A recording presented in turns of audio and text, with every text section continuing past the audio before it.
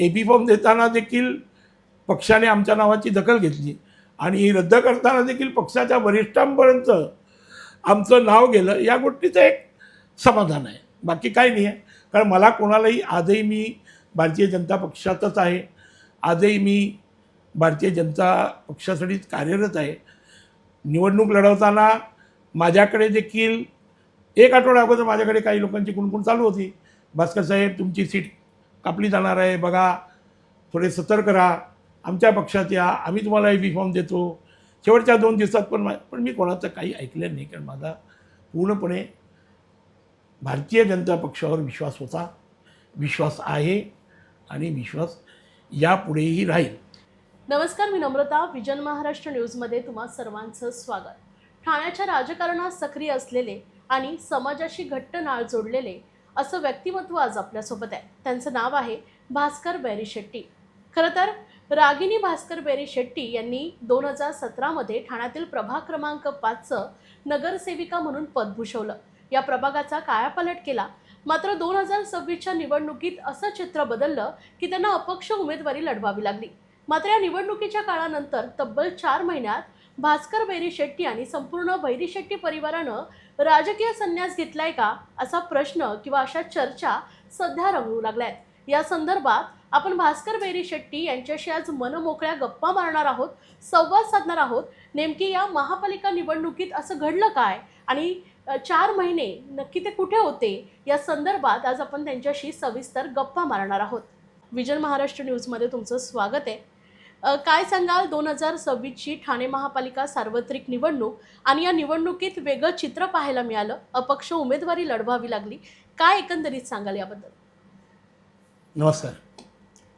2026 स्थानिक स्वराज्य संस्थांची ही जी निवडणूक झाली, या निवडणुकीसंदर्भात जर मनमोकळेपणाने बोलायचं झालं तर मी एवढंच सांगेन की खरं तर ही निवडणूक तशी ड्यू होती 2022मध्ये. कारण 2017मध्ये आम्ही शिवसेना पक्षातून नगरसेवक म्हणून एका प्रभागातून निवडून आलेलो होतो. 2022मध्ये ही निवडणूक खरं तर व्हायला पाहिजे होती. लोकांमध्ये देखील अशा प्रकारची चर्चा होती की 2022ला स्थानिक स्वराज्य संस्थांच्या निवडणुका होतील. अशावेळी जे कार्यकर्ते जे राजकारणामध्ये सक्रिय असतात, ज्यांना आपल्यासाठी नगरसेवक पदाची ज्यांची अपेक्षा असते, ते कार्यकर्ते देखील 2022ला निवडणुका होतील या अपेक्षेने 2020-21ला ते सर्वात जास्त ॲक्टिव्ह झाले. आपल्या आपल्या पक्षासाठी जास्त ॲक्टिव्हली काम करायला लागले. अनेक कार्यक्रम उपक्रम समाजामध्ये ते घ्यायला लागले, कारण कुठेतरी त्यांची अपेक्षा होती की स्थानिक स्वराज्य संस्थांमध्ये पक्षाकडून आपल्याला नगरसेवक पदाचं तिकीट हे मिळालं पाहिजे. परंतु तुम्हाला माहीत आहे की 2022मध्ये महाराष्ट्राच्या राजकारणामध्ये फार मोठी घडामोड झाली आणि त्या घडामोडीतून मला वाटते या स्थानिक स्वराज्य संस्थांच्या सर्वच निवडणुका या महाराष्ट्रामध्ये हे लांबवल्या गेल्या.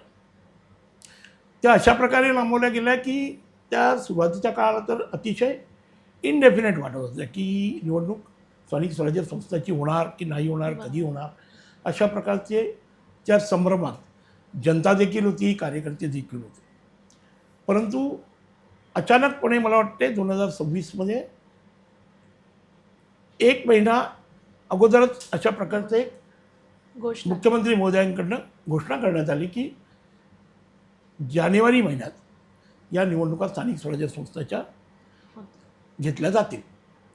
निवडणुका जाहीर होताच पुन्हा एकदा कार्यकर्त्यांमध्ये एक प्रकारचा जोश तयार झाला. कार्यकर्ते प्रत्येक पक्षातले, मी एका पक्षाचा कोणाचा या ठिकाणी उल्लेख करत नाही, प्रत्येक पक्षाचे कार्यकर्ते अधिक उत्साहाने ॲक्टिव्ह झाले आणि स्वतःच्या पद्धतीने ते म्हणजे कामं करायला. सगळ्यांच्या आशा अपेक्षा वाढल्या की चला निवडणुका येणार आहेत, आम्हाला पण काहीतरी संधी आमच्या पक्षाकडनं मिळेल. परंतु कार्यकर्त्यांमध्ये कोणतीही प्रकारची पारदर्शकता नव्हती की नक्की स्थानिक स्वराज्य संस्थांची जी निवडणूक आहे ही कोणत्या पॉलिसीवर किंवा कोणत्या स्ट्रॅटेजीवर होणार आहे. कारण 22 नंतर जी घडामोड राजकारणात महाराष्ट्रामध्ये झाली त्यात एक महायुती तयार झाली या राज्यामध्ये आणि ती महायुती खरं तर म्हणजे खूप चांगल्या उद्देशाने ती झाली. त्यामुळेच कदाचित महाराष्ट्रामध्ये एक खूप चांगली सत्ता या ठिकाणी तयार झाली जी महाराष्ट्राच्या प्रगतीच्या दिशेने आणि लोकांच्या हिताच्या दृष्टीने खूप चांगली होती. परंतु स्थानिक स्वराज्य संस्थांच्या निवडणुकीमध्ये ही महायुती होणार की नाही होणार, मग महायुती झाली तर मला चान्स मिळणार की नाही मिळणार, अशा प्रकारचे अनेक संभ्रमात कार्यकर्ते होते. प्रतिक्रिया लोकांमध्ये चालू होत्या आणि 15 दिवसा अगोदरच मला वाटते जवळजवळ 15 ते 20 दिवसा अगोदर असं जाहीर करण्यात आलं की आपण स्थानिक स्वराज्य संस्थांच्या निवडणुका देखील महायुतीमध्येच घेणार. काही ठराविक जागा सोडल्या पण ठाणे मुंबई तर मला वाटते आपले मुख्यमंत्री महोदयांतर्फे ते अगोदरच जाहीर करण्यात आलं होतं. युती होणार हे जाहीर झाल्यानंतर बऱ्याचशा कार्यकर्त्यांना या गोष्टीची म्हणजे थोडीशी कल्पना क्लिअर झाली की बाबा युती झाली की मग ज्या प्रकारे सिटिंग कॉर्पोरेटर्स आहेत किंवा युतीमधले त्यांना तर डावललं जाणार नाही, त्यामुळे मला कुठे चान्स मिळेल या म्हणजे कन्फ्युजनमध्ये काही कार्यकर्त्यांनी वेळीच आपली डिसिजनही घेतले. काही कार्यकर्ते विरोधी पक्षात जाऊन काम करायला लागले, काही कार्यकर्ते थोडेसे न्यूट्रल झाले. अशा प्रकारे एक प्रकारचं ते राजकीय वातावरण त्यावेळी तयार झालं आणि यातून मग म्हणजे शेवटी कसं असतं की बघा, पक्ष हा एखादा निर्णय घेत होतो, परिस्थितीप्रमाणे तो निर्णय घ्यावा लागतो आणि मुख्यमंत्री महोदयांनी जो काही निर्णय त्यावेळी घेतला तो मला वाटते तो योग्यच होता. आमच्या बाबतीत म्हणायला झालं तर आम्ही अतिशय म्हणजे विश्वासाने एका जागेवर उभे होतो की आम्ही सिटिंग कॉर्पोरेटरच होतो, जरी आम्ही शिवसेनेतून होतो त्या 2017मध्ये, परंतु आम्ही 1 वर्षापूर्वी ह्याच कमिटमेंटवर आम्ही आमची घरवापसी भाजपात केली होती. आणि एवढा मोठा राष्ट्रीय पक्ष आहे भाजप म्हटलं की या एक जगाच्या पातळीवरचा लोकशाही राजवटीतला सगळ्यात मोठा असा राष्ट्रीय पक्ष आहे. त्या पक्षात आपण जाऊन आपल्याला त्या पक्षातून नक्कीच नगरसेवक पदाचं तिकीट मिळेल या अपेक्षेतून आम्ही 1.5 वर्षापूर्वी गेलोही होतो. 1.5 वर्षात आम्ही अनेक उपक्रम ज्या प्रकारे अगोदर राबवत होतो त्याच प्रकारे आम्ही राबवत होतो. परंतु शेवटी जेव्हा म्हणजे शेवटच्या दिवसामध्ये ज्यावेळी नगरसेवक पदाचे AB फॉर्म अधिकृतपणे पक्षाकडून देण्यात आले त्यावेळी तो AB फॉर्मही आम्हाला देण्यात आला, परंतु काही कारणास्तव तो AB फॉर्म आमचा रद्द करण्यात आला. आम्हाला त्याला त्या गोष्टीची पण तसं खंत वाटत नाही. शेवटी आम्ही बघा ह्युमन बिंग आहोत, थोडंसं दुःख होतं, परंतु आम्हाला एकच कळालं की अशी काहीतरी राजकीय परिस्थिती त्या ठिकाणी तयार झाली ज्या राजकीय परिस्थितीतून पक्षाच्या वरिष्ठांना हा निर्णय घ्यावा लागला. निर्णय योग्य होता अयोग्य होता याबद्दल मला तरी वाटत नाही. मला या ठिकाणी बोललं पाहिजे, एवढा मोठा पक्ष आहे, पक्षाने निर्णय घेतला म्हणजे तो योग्यच असेल. परंतु लोकांमध्ये अनेकच्या चर्चा एकंदरीत तयार झाल्या. पण जसं तुम्ही उल्लेख केला की स्टँडिंग नगरसेविकाला या ठिकाणी बसवण्यात आलं, कुठे वाटत नाही की भाजप पक्षानं जाणून बुजून किंवा अन्याय केलेला आहे? स्टँडिंग नगरसेविका असताना देखील AB फॉर्म बाद करणं ही मोठी गोष्ट आहे. कसं बघता याकडे? बघा कसं असतं की प्रतिक्रिया येताना या अशाच प्रकारच्या येतात की अरे साहेबांवर खूप मोठा अन्याय झाला, साहेबांच्या तोंडचा घास काढून घेतला गेला. या ज्या सर्व प्रतिक्रिया ज्या असतात ना त्या फक्त या सर्वसामान्य जनतेच्या असतात. कारण ही सर्वसामान्य जनता असते ती अतिशय भोळी असते. या जनतेला फक्त जेवढं दिसतं ते खरं आहे असंच समजून ते बिचारे वावरत असतात. एखाद्या नेत्याच्या मागे म्हणा एखाद्या कार्यकर्त्याच्या मागे ते सक्रियपणे काम करत असतात. त्यामुळे अशी जेव्हा एखादी घटना घडते तेव्हा सगळ्यात जास्त वेदना त्या जनतेला होतात आणि त्या वेदनेतून ते अशा प्रकारच्या प्रतिक्रिया देत असतात. परंतु मला तरी वाटत नाही की अशा प्रकारचा कोणता अन्याय माझ्यावर माझ्या भारतीय जनता पक्षाने केलेला आहे. परिस्थितीप्रमाणे जर त्यांनी एखादा निर्णय घेतला असेल तर तो कदाचित निर्णय त्या वेळेसाठी योग्य होता. परंतु दुःखही वाटलं आहे, परंतु थोडासा आनंदही झाला आहे की चला ठीक आहे, AB फॉर्म देताना देखील पक्षाने आमच्या नावाची दखल घेतली आणि रद्द करताना देखील पक्षाच्या वरिष्ठांपर्यंत आमचं नाव गेलं, या गोष्टीचं एक समाधान आहे. बाकी काही नाही आहे. कारण मला कोणालाही आजही मी भारतीय जनता पक्षातच आहे, आजही मी भारतीय जनता पक्षासाठीच कार्यरत आहे. निवडणूक लढवताना माझ्याकडे देखील एक आठवडा अगोदर माझ्याकडे काही लोकांची कुणकुण चालू होती, भास्कर साहेब तुमची सीट कापली जाणार आहे, बघा थोडे सतर्क राहा, आमच्या पक्षात या, आम्ही तुम्हाला AB फॉर्म देतो.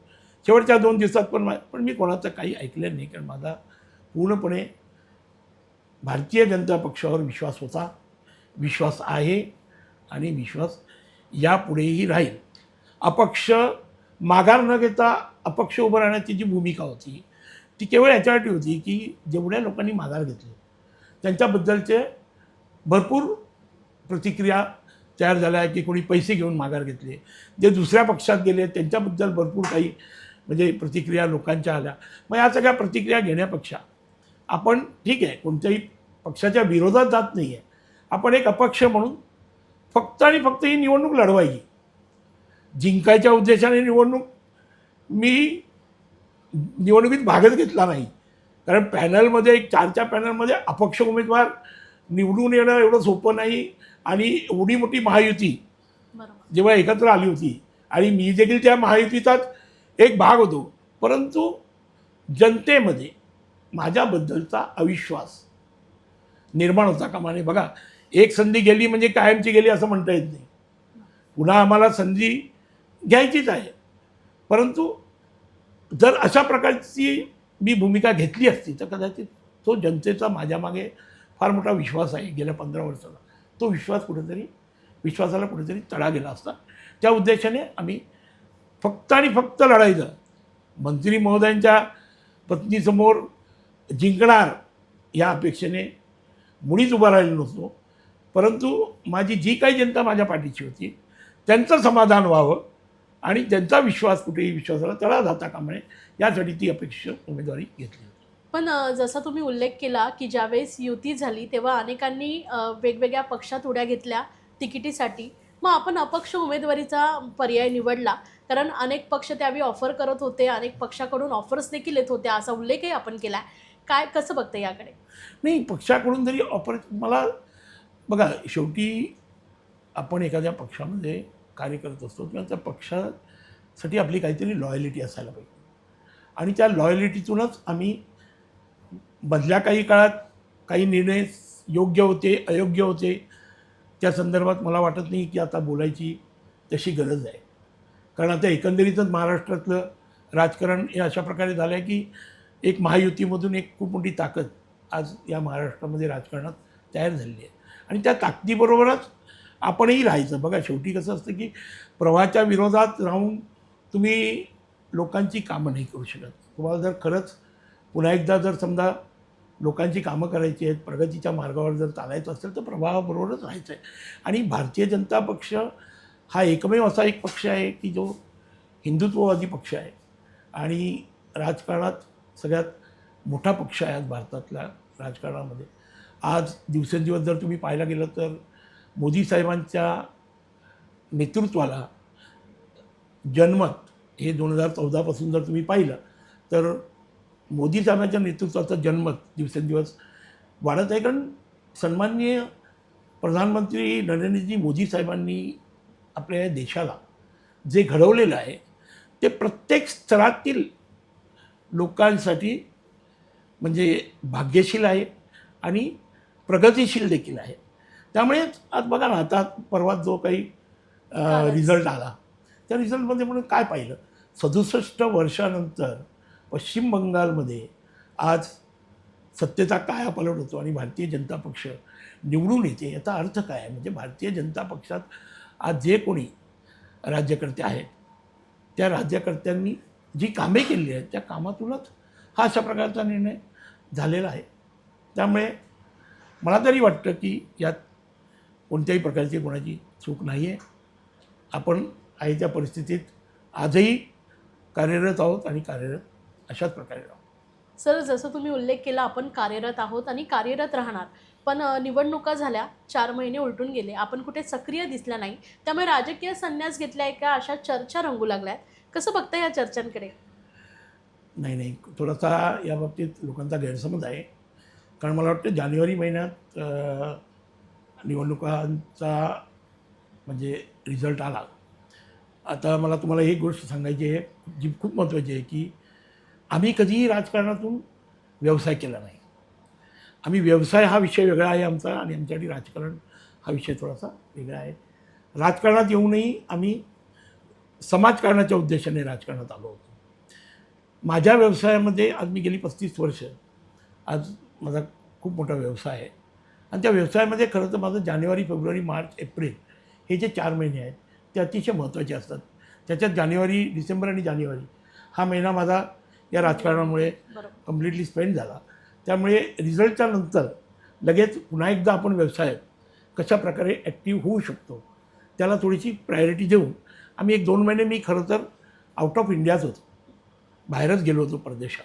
परंतु पुन्हा एकदा ही वॉरचे इंडिकेशन आल्यामुळे मी पुन्हा एकदा या ठिकाणी भारतामध्ये परत आलो आणि शेवटी पुन्हा एकदा आता सक्रिय तर व्हायचंच आहे, परंतु संधी पाहत आहे की कधीपासून आपण सक्रिय व्हावं. 2010 पासून आपण राजकारणात आहात. खरं तर जवळून ठाण्याचं राजकारण जे आहे ते बदलताना पाहिलेलं आहे. मात्र येणाऱ्या काळात काय भूमिका असणार आहे आता? मला वाटतं तुमचं हे थोडंसं 2010 पासून मी आहे राजकारणात सक्रिय, परंतु तसं पाहायला गेलं तर मी 1997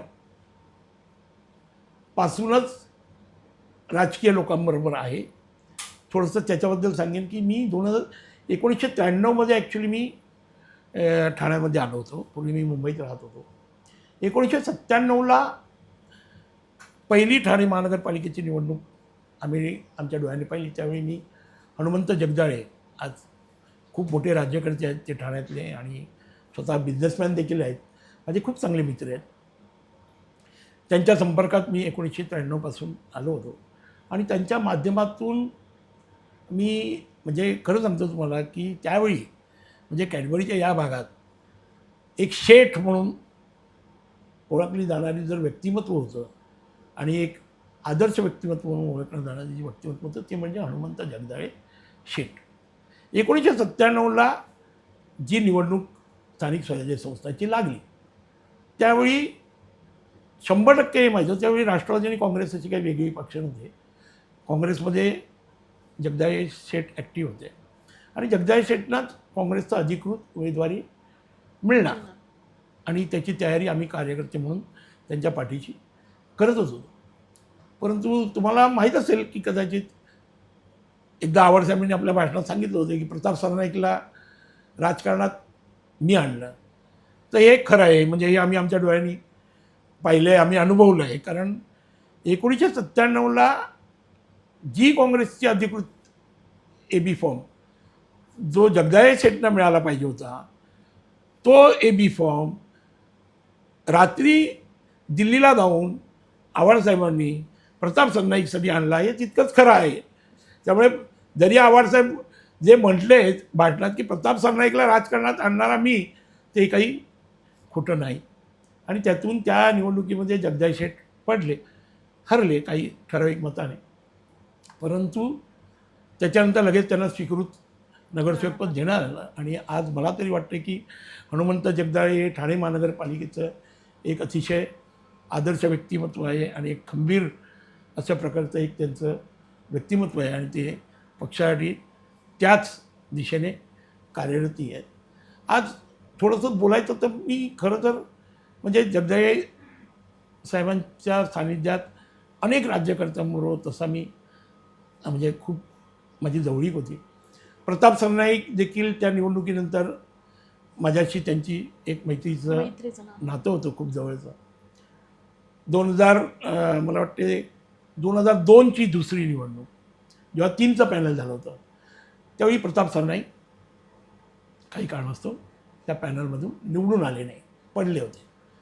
प्रताप सरनाईक पडल्यानंतर ते अतिशय म्हणजे म्हणतात त्याला म्हणजे त्यांना कशा प्रकारे मॉरल सपोर्ट द्यावा याचा एक जर प्रयत्न कोणी केला असेल तर त्याच्यात भास्कर बैरीशेट्टीचं नाव नक्कीच आहे. आणि याची जाणीवही मला वाटते प्रताप सरनाईकला आजपर्यंत असलीच पाहिजे. कारण त्यांच्या म्हणजे त्या वाईट दिवसांमध्ये त्यांना साथ देणारे आम्ही 3-4 जणच होतो ठाण्यातले. मी नावं घेणार नाही, परंतु त्यांना माहीत आहे कोण 3-4 जण होतो. त्यांना त्यावेळी मॉरल सपोर्ट देण्याचं काम हे भास्कर बैरीशेट्टींनी त्यावेळी खूप चांगल्या प्रकारे केलं. त्यानंतर जी निवडणूक लागली पुन्हा एकदा 2 वर्षानंतर जी पोटनिवडणूक लागली, त्या पोटनिवडणुकीत देखील एकंदरीत पक्षांतर्गत जे मतभेद होते प्रताप सरनाईक यांच्या संदर्भात, ते मतभेद मी माझ्या मैत्रीच्या संबंधातून कशा प्रकारे दूर करता येतील त्याचा एक खूप चांगला प्रयत्न मी त्यावेळी केला होता. आणि प्रताप सरनाईक त्या प्रयत्नातून विजयी झाले. मी या ठिकाणी म्हणतो की त्या निवडणुकीमध्ये पोटनिवडणुकीमध्ये माझा 100% या सर्व माध्यमातून खारीचा वाटा होता. आता तो खारीचा होता की सिंहाचा होता तो त्या प्रताप सरनाईक साहेबांनी माझ्या मित्रांनी ठरवावं. आणि आजही बघा कसं असतं की ठीक आहे, या निवडणुकीत मला बऱ्याच लोकांनी सांगितलं की मंत्री महोदयांनी तुमचं प्रताप सरनाईकनी तुमचं तिकीट कापलं, परंतु मला या गोष्टीवर मुळीच विश्वास नाही.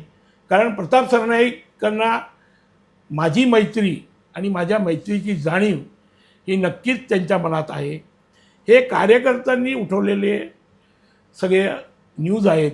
आणि काही कार्यकर्ते असे असतात स्वतःची पोळी बांधण्यासाठी एखाद्या नेत्याला च्या जवळीक असलेल्या माणसाला दूर करण्याचा प्रयत्न करत असतात. त्या प्रयत्नातून काही घडलं असेल अनपेक्षितपणे तर मला त्याची कल्पना नाही, परंतु माझ्या कानावर बातम्या आल्या होत्या की प्रताप सरनाईकने रागिणी बैरीशेट्टीची सीट त्या ओळा माझेवाडा प्रभागात होता कामा नये यासाठी कापली गेली. परंतु आजही माझा या गोष्टीवर विश्वास नाही. कालही प्रताप सरनाईक हे माझे मित्र होते, आजही आहेत आणि उद्या देखील मी त्यांचा मित्रच राहीन आणि मी नेहमीच त्यांचा हितचिंतक राहीन. सर, पण आता भूमिका काय असणार आहे, काय अपेक्षा आहे येणाऱ्या काळात? आता बघा कसं असतं की अपेक्षा या छोट्या छोट्या राज्यकर्त्याच्या पण असतात, छोट्या छोट्या कार्यकर्त्याच्या पण असतात आणि राज्यकर्त्यांच्या पण असतात. एक सत्य आहे, जे वर्षानुवर्षे या राजकारणात सक्रिय असतात किंवा मोठमोठ्या पदावर गेलेले असतात, जसं आता मुख्यमंत्री महोदय आहे, तर प्रत्येक मुख्यमंत्री महोदयाला त्याचं विजन असतं की तो देशाचा पंतप्रधान कधी होईल. राज्यातला जो मंत्री असतो त्याचं विजन असतं की तो मुख्यमंत्री कधी होईल. राज्यातला जो आमदार असतो त्याचं विजन असतं की म्हणजे मी मंत्रिपदावर कधी जाईन. नगरसेवक असतो तो विचार करतो मी आमदार कधी होईन. मग एखाद्या छोट्या कार्यकर्त्याने जर हा विचार मनाशी बाळगला की मी नगरसेवक कधी होईन, तर त्याचं चुकलेलं काही नाही आहे. त्यामुळे मला जरी असं वाटतं की हे म्हणजे राजकारणातलं हा एकंदरीत प्रोटोकॉल आहे आणि त्या प्रोटोकॉलला धरून जर काही म्हणतात ना की काही प्रतिक्रिया जर तयार होत असतील तर त्याला चुकीचं समजण्याचं काहीच हरकत नाही. आम्ही देखील एक छोटे कार्यकर्ते आहोत. आज जरी संधी गेली तरी मला पूर्ण विश्वास आहे माझ्या पक्षावर, भारतीय जनता पक्षावर माझा पूर्ण विश्वास आहे की कुठंतरी आम्हाला नक्की पुन्हा संधी दिली जाईल.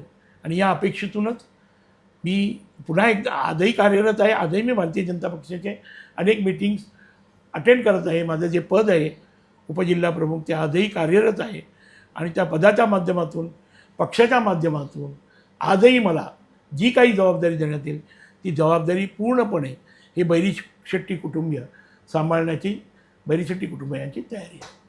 धन्यवाद. निश्चितच आज आपल्यासोबत भास्कर बैरीशेट्टी होते आणि आपण खरं तर मनमोकळ्या संवाद साधलेला आहे. अनेक प्रश्न होते, राजकीय संन्यास घेतलाय का किंवा भाजपानं अन्याय केलाय का, अशा विविध प्रश्नांवर सडेतोड उत्तर भास्कर बैरीशेट्टी यांनी दिलंय. आणि येणाऱ्या काळात देखील भाजपामध्येच काम करत खरं तर प्रभागामध्ये अनेक विकास कामं, अनेक कामं, समाजकार्य जे आहे ते सातत्यानं सुरू राहील असा विश्वास जो आहे तो भास्कर बैरीशेट्टी यांनी बोलताना व्यक्त केला आहे. त्यामुळे अशाच अपडेट्ससाठी विजन महाराष्ट्र न्यूजच्या पेजला फॉलो आणि सबस्क्राईब करायला विसरू नका. धन्यवाद.